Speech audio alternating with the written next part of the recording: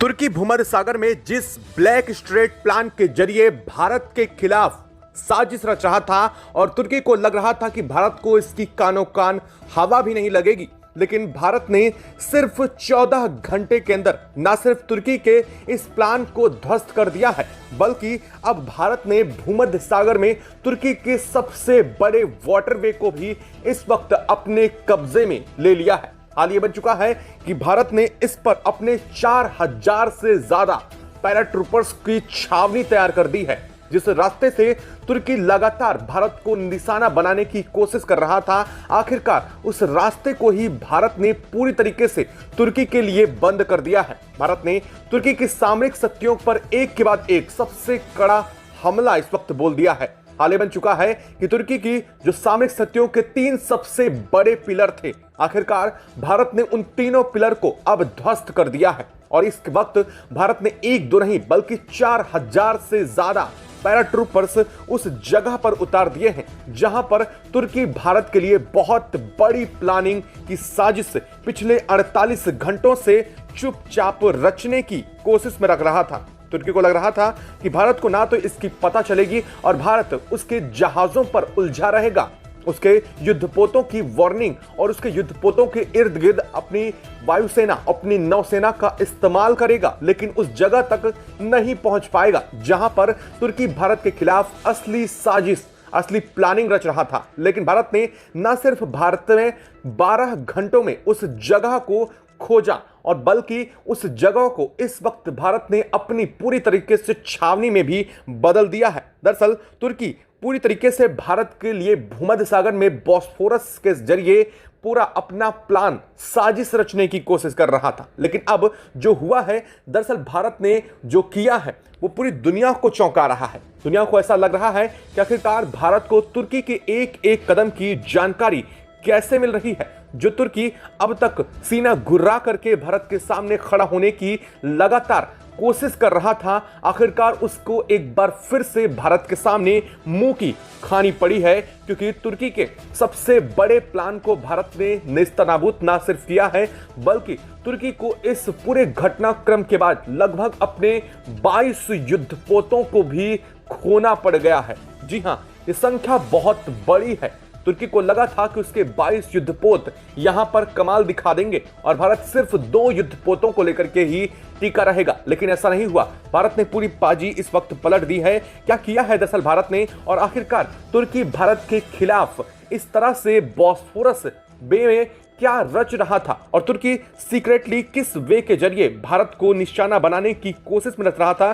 जिस पर भारत ने आखिरकार अपना सबसे बड़ा ब्रह्मास्त्र इस वक्त चला दिया है और तुर्की को कानों कान खबर नहीं हुई और भारत ने ऑपरेशन विजय की तहत इस पूरे घटनाक्रम को न सिर्फ अंजाम दिया है, बल्कि अब सीधे सीधे तुर्की को अल्टीमेटम भी भारत की तरफ से साफ किया जा चुका है। क्या है पूरी खबर, क्या पूरी अपडेट इस वक्त निकल कर क्या रही है, बताएंगे आपको इस वीडियो में। तो चैनल पर बने रहें, वीडियो को लाइक और चैनल को अगर अभी तक आपने सब्सक्राइब नहीं किया तो चैनल के नीचे काले कलर के बटन को दबा करके सब्सक्राइब कर लें और उसे ऑल पर जरूर सेलेक्ट कर लीजिएगा, ताकि इससे जुड़े नोटिफिकेशन आप तक सबसे पहले पहुंचते रहें। और हाँ दोस्तों, भारत ने जिस तरह से तुर्की को ना सिर्फ सामरिक दृष्टिकोण से इस वक्त पूरी तरीके से अलग थलग कर दिया है, बल्कि भारत ने यूएन में भी तुर्की के खिलाफ जो कदम उठाए हैं वो पूरी तरीके से अब तुर्की पर बहुत बड़ा कहर बरपाने वाले हैं। क्या किया है भारत ने यूएन में, किस कदर से भारत ने यूएन में तुर्की की सामरिक शक्ति का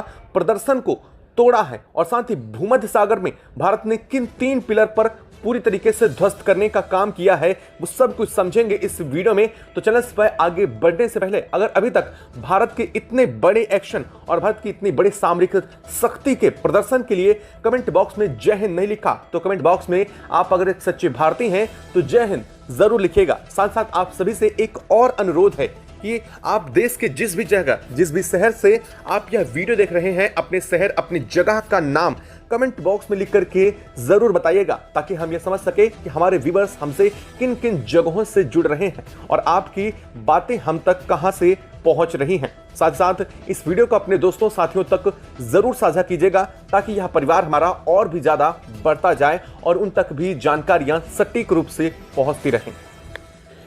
दोस्तों, तुर्की की हालत अब पहले से और भी ज्यादा खराब हो चुकी है। जिस तुर्की को कभी खुद पर इतना घमंड था कि उसके पास तेल रिफाइनरी, उसके पास ऑयल प्रोड्यूसिंग सिस्टम और साथ ही साथ उसके पास दुनिया का अजेय ड्रोन सिस्टम है, और सबसे बड़ी बात, दुनिया की सबसे बड़ी नौसेना को लेकर के भी वो अपने आप को ताकतवर समझ रहा था तुर्की, आखिरकार भारत ने एक एक करके उसके 3 सबसे बड़े पिलर को ध्वस्त कर दिया है। सबसे पहले भारत ने तुर्की की तेल रिफाइनरी चेन को ध्वस्त कर दिया, जिससे पूरे देश में पेट्रोल डीजल की सप्लाई को भारत ने कट करने का काम किया। और इसके बाद भारत ने न सिर्फ इसके ड्रोन सिस्टम को निशाना बनाया, बल्कि पूरे की पूरी ड्रोन प्रणाली को ही भारत ने अपने हाथ में लेते हुए इसे बुरी तरीके से क्रैश किया, जिसके चलते तुर्की के ड्रोन उसके स्टोरेज होल्ड में खड़े तो जरूर हैं, लेकिन वो अब किसी काम के नहीं है, क्योंकि उनका पूरा का पूरा ऑपरेटिंग सिस्टम ध्वस्त हो चुका है। और अब उन्हें उड़ाने के लिए तुर्की को एक बार फिर से नया ऑपरेटिंग सिस्टम बनाना होगा, वो भी एक नए ड्रोन्स के साथ, यानी कि उसके ड्रोन्स जो कितने करोड़ों अरबों डॉलर के थे वो पूरी तरीके से ध्वस्त हो चुके हैं। वहीं दूसरी तरफ भारत ने सबसे बड़ा निशाना तो तब बनाया जब अब भारत का अगला एक्शन हुआ है। दरअसल भारत का अगला एक्शन तुर्की के ना तो किसी सामरिक चीज पर था, ना ही किसी के जहाज पर था। भारत ने असल में तुर्की के जहाजों को कभी निशाना बनाया ही नहीं। इस पूरे के मामले में भारत ने अपनी कूटनीति के साथ अपनी रणनीति का कौशल दिखाया, और भारत ने दुनिया को यह दिखाया कि अगर भारत की कूटनीतिक और भारत की साइंस और टेक्नोलॉजी दोनों एक साथ मिल जाती हैं तो उनका कॉम्बिनेशन कितना ज़्यादा डेडली हो सकता है, और उनका इस्तेमाल सामने वाले देश को बिना कुछ किए ही पंगु कर सकता है। और इस वक्त तुर्की के हाल वही हो चुके हैं। तुर्की कुछ भी करने की स्थिति में नहीं है। तुर्की के जहाज उसके खुद के कंट्रोल में नहीं है। जहाज, उनका कम्युनिकेशन सिस्टम ध्वस्त हो चुका है। तुर्की का वाटरवे पूरी तरीके से भारत ने बंद कर दिया है। हाल ये बन चुका है कि इस वक्त भारत ने तुर्की के वाटरवे को सबसे बड़ा निशाना साधा है। दरअसल बता दें कि तुर्की का ये वाटरवे तुर्की के लिए बहुत जरूरी है। तुर्की इस वाटरवे के जरिए ही अपने देश के अंदर ज्यादा से ज्यादा सामानों को इनपुट देता है, यानी कि तुर्की के अंदर जितनी भी सप्लाई होती है वो इसी के जरिए होती है। और सबसे बड़ी बात, तुर्की अपनी नेवी को ऑपरेट यहीं से करता है। इसी वाटरवे के जरिए तुर्की की नेवी पूरे के पूरे भूमध्य सागर को अपने कंट्रोल में लेने की कोशिश करती है। साथ साथ तुर्की के जो ड्रोन सिस्टम है उनका सबसे बड़ा सिक्योरिटी हब भी इसी जगह पर बना है। और सबसे बड़ी बात अगर देखा जाए तो तुर्की की जो गैस पाइपलाइन है जो भूमध्य सागर के सतह के नीचे चलती है और यहां सऊदी अरब से होते हुए तुर्की तक पहुंचती है, वो भी इसी वाटरवे के रास्ते नीचे नीचे जाती है। अब आप खुद समझिए कि तुर्की का पूरा वाटरवे का सिस्टम ही इसी जगह से जुड़ा हुआ है, जिस वाटरवे को भारत ने इस वक्त सबसे बड़ा निशाना साधा है। और तुर्की का यह वाटरवे वास्तव में कहा जाए तो दुनिया के लिए बहुत बड़ा सीक्रेट था। पूरी दुनिया यह तो जानती है कि तुर्की का ब्लैक आउट नाम का एक वाटरवे है, जहां पर वास्तव में कहा जाए तो ये इसका मतलब यह है कि वहां पर सूरज की रोशनी भी नहीं पहुंच सकती। यानी कि इसका मतलब यह है कि यह बात सिर्फ तुर्की जानता है कि उसका वाटरवे कहां था। और इस बात की जानकारी भारत को कैसे लगी, आप खुद सोच करके हैरान हो जाएंगे कि असल में भारत ने 12 घंटों के अंदर अंदर तुर्की के इस पूरे प्लान को कैसे फेल किया। और भारत ने तुर्की के इस वाटरवे को किस कदर से ढूंढ निकाला, ना सिर्फ ढूंढ निकाला बल्कि अब भारत ने उस पर 4000 से ज्यादा पूरी तरीके से उसे छावनी बदल दिया है और अपने युद्धपोतों को भी इसी जगह पर इर्द गिर्द पहुंचा दिया है, जिसके चलते तुर्की का यह पूरा वाटरवे ब्लॉक हो चुका है। यानी कि अब तुर्की के अंदर ना तो किसी चीज की एंट्री हो सकती है और ना ही समुद्र के रास्ते तुर्की में कोई एग्जिट कर सकता है। और भारत ने इसे पूरी तरीके से छावनी में बदलते हुए तुर्की का पूरा रास्ता बंद कर दिया है। हाल ये बन चुका है कि तुर्की के जो शिप इस वक्त भूमध्य सागर में बाहर 450 नॉटिकल माइल्स की दूरी पर मौजूद थे, वहां एक तरफ भारत के चंगुल में फंसे हुए हैं, तो वहीं तुर्की के लगभग 22 जो युद्धपोत थे उन्हें भी भारत ने पूरी तरीके से ब्लॉक कर दिया है, क्योंकि उनके बाहर निकलने का रास्ता ही बंद कर दिया है भारत ने। यानी कि वो एक इतना सकरा रास्ता था जहां से एक समय में ज्यादा से ज्यादा तुर्की के 2 युद्धपोत निकल सकते थे, लेकिन भारत ने अब उस रास्ते पर भी अपने 4 युद्धपोत तैनात कर दिए हैं। अब आपको समझिए भारत की सिक्योरिटी, सेफ्टी, भारत ने किस तरीके से तुर्की को पूरी तरीके से ब्लॉक करने का काम किया है। और इसके ब्लॉक करने के साथ ही अब तुर्की का मेन कम्युनिकेशन सिस्टम भी फ्लॉप हो चुका है। सबसे बड़ी बात, तुर्की के पास अब सिर्फ और सिर्फ एक वे बचा है जहां से वो अपने देश के बाहर निकल सकता है और देश के अंदर इंटर कर सकता है। उसका नाम है अब एयर बाई एयर यानी कि हवा के रास्ते ही तुर्की या कुछ भी ऑपरेट करने की स्थिति में है। लेकिन जरा ठहरिए, बात यहीं खत्म नहीं होती है। बात तो इससे ज्यादा इंपॉर्टेंट ये है कि तुर्की का यह वाटरवे भारत के कंट्रोल में आया कैसे, आखिरकार यह सब कुछ भारत ने किया कैसे। दरअसल आपको बता दें कि तुर्की लगातार समुद्र में अपने युद्धपोतों को गश्त करवा रहा था। तुर्की लगातार भारत को धमकियां दे रहा था। भारत ने तुर्की के 3 बड़े पिलर्स पर अटैक किया, इसके बावजूद भी तुर्की शांत रहा। तुर्की लगातार फिर भी भारत को धमकी दे रहा था कि वह भारत के सामने अपने आप को सरेंडर नहीं करेगा और साथ ही भारत को वह बहुत बड़ा झटका देने वाला है।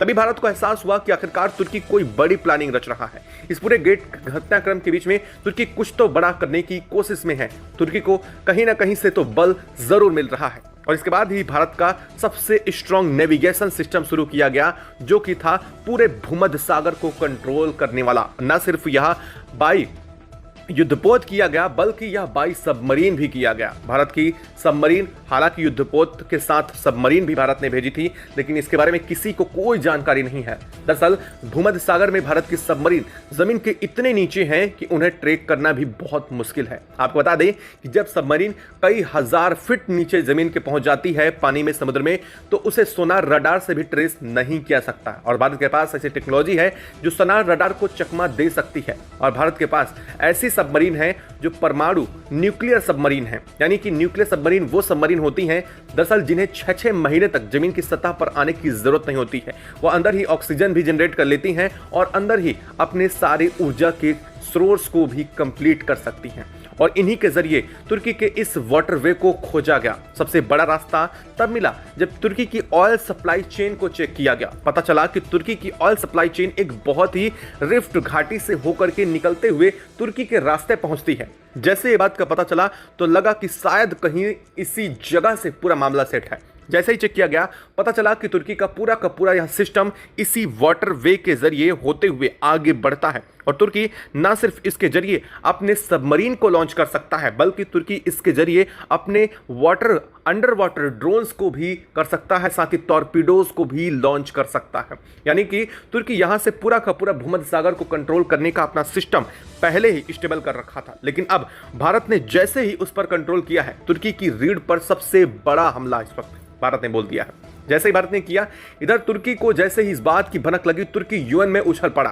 तुर्की भारत के सामने यूनाइटेड नेशन में, जहां इस वक्त लगातार असेंबली चल रही है और खबरें यह भी सामने आ रही हैं, आपने सुन ही लिया होगा कि भारत को यहां पर वीटो पावर देने की बात चल रही है। वीटो पावर देने को लेकर के बिल लाए जा रहे हैं। इस पर कई जगहों पर अभी मुहर लगनी बाकी है और कई जगहों पर अभी इस पर लगभग सभी देशों के बीच में समन्वय भी बाकी है।